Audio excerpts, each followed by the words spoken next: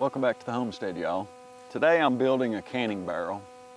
And what a canning barrel is, it's a barrel that you can can outside. You know, my wife and I have been wanting to do this for a while because every year when we can, we heat the kitchen up, we make a huge mess, the kitchen's always cluttered, every countertop is full. And so we've been wanting to build a summer kitchen. I haven't got to it yet. Hopefully by next year I'll have a summer kitchen built. But until then, I want to build a canning barrel.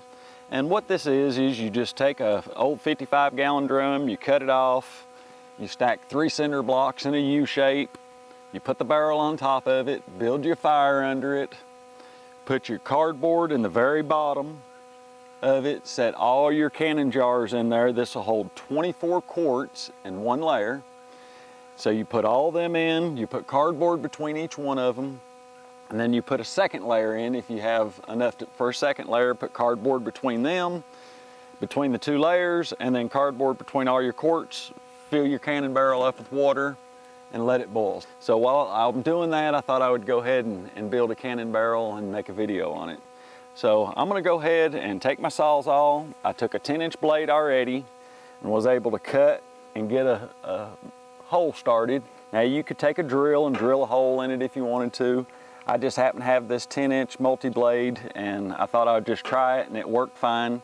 So I have a cut started right up here in it, but I've switched to a good metal blade on my Sawzall. I have my safety glasses, some earplugs, and of course some gloves. This is going to be very loud cutting this metal with a Sawzall, so I'm going to be wearing my earplugs.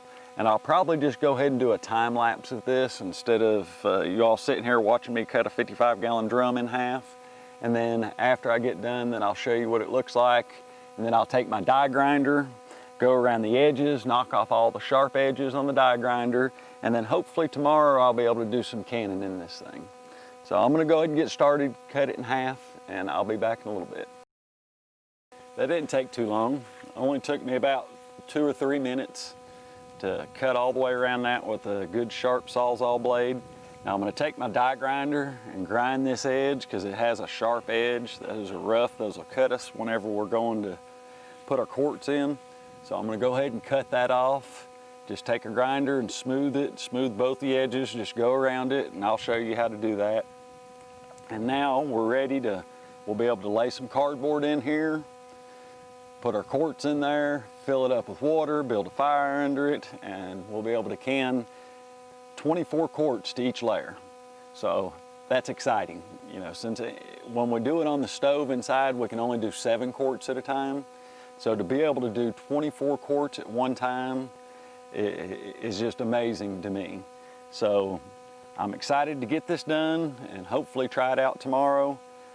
So I thought I would go ahead and record it so that way any of you out there that you want to can outside, you can find an old 55-gallon drum somewhere and you can build your own canner too.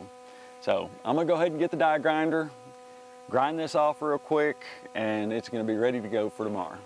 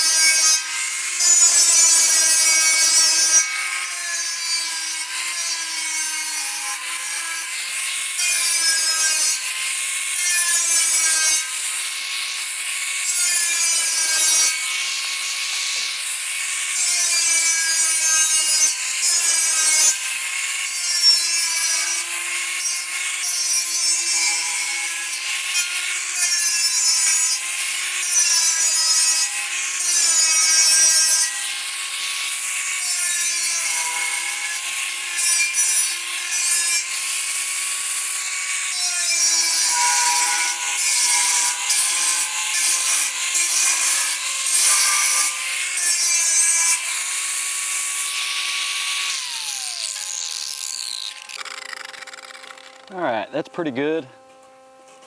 May need to go ahead and hit just a few more spots around it.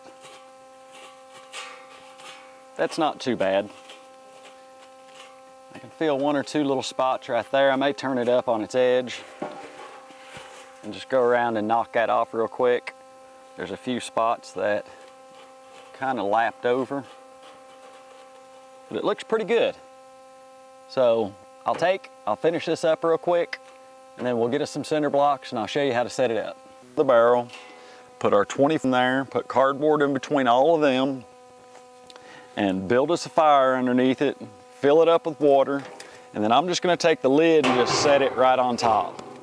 That way it'll hold the heat in, it'll still let the steam out so it won't build up pressure.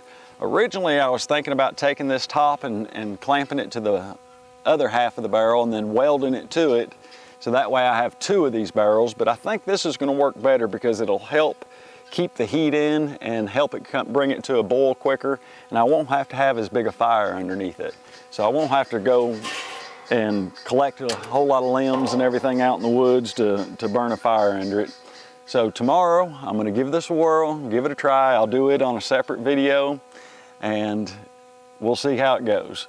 So if you have any questions or comments, if you've done this before and you have a better way of doing it, please leave it in the comments below, let us know, so that way we can learn from each other.